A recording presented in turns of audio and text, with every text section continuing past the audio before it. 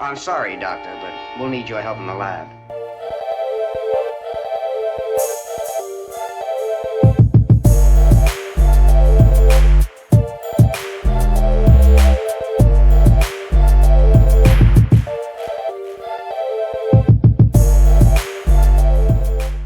Greetings, people.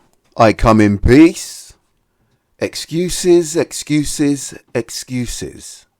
Francis Ngannou has started to make excuses and rationalise why he lost to AJ, saying that he was sleepy before going into the ring. And some people are saying that maybe he was drugged. I've even heard that people think the fight was fixed.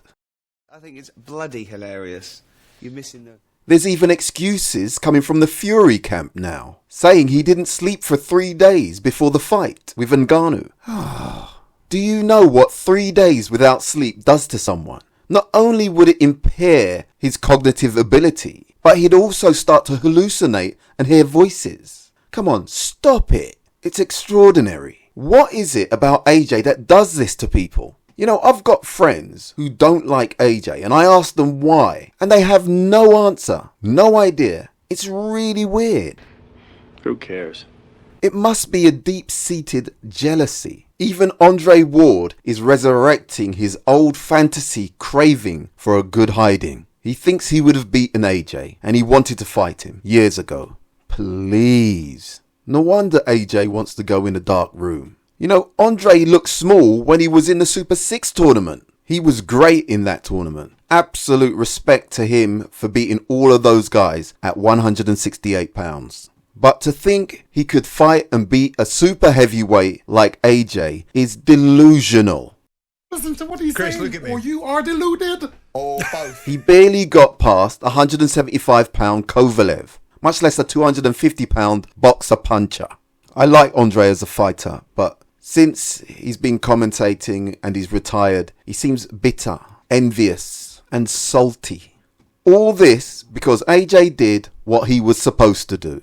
The idea that AJ was good enough to knock out Ngannou when Fury couldn't is confusing some people. They just can't get their heads around it.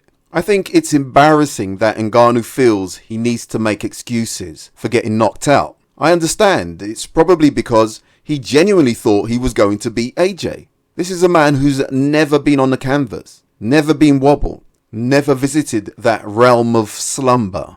He has to recognise that there is levels. He also has to realise that AJ is better than what he was told by the media, fans and his trainers. I think they're all responsible to a degree for leading him down the garden path, but no more than himself. He's the one going in there.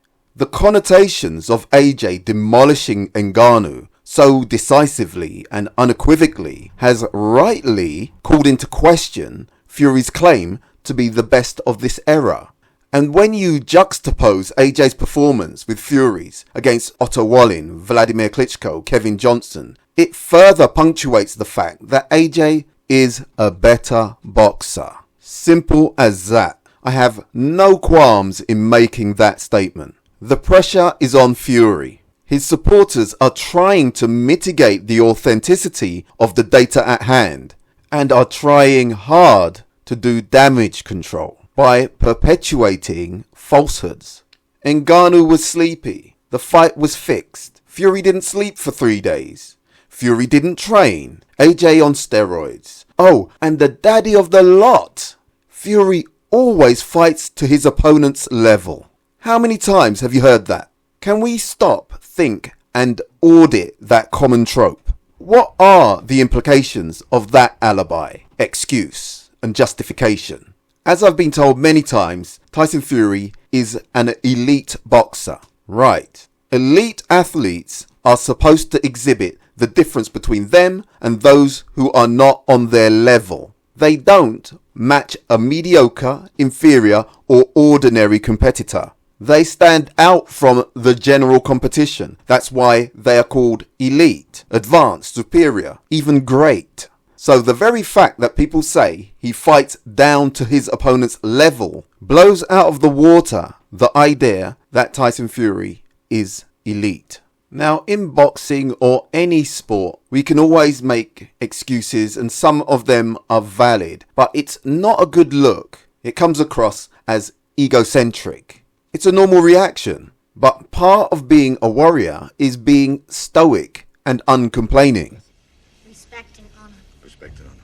You don't hear AJ make excuses. I didn't hear Zhang, Parker, Joyce and others making excuses. Not to my knowledge anyway. I think it shows a solid personality, a strong character to resist making excuses. Even when we have legitimate reasons or justifications for a below par performance. You're taking the shine away from your competitors. It's selfish. Lick your wounds in silence. Do better next time. Don't go into a serious fight when you're at a disadvantage. Dewey Cooper, to his credit, had no excuses to make and said he was very confident that Ngannou would win. But it wasn't to be. That happens sometimes. We live and we learn. Set to default and come again. Anyway, thanks for listening. Please subscribe. And remember, choose life. How gratifying it is to work for the betterment of mankind.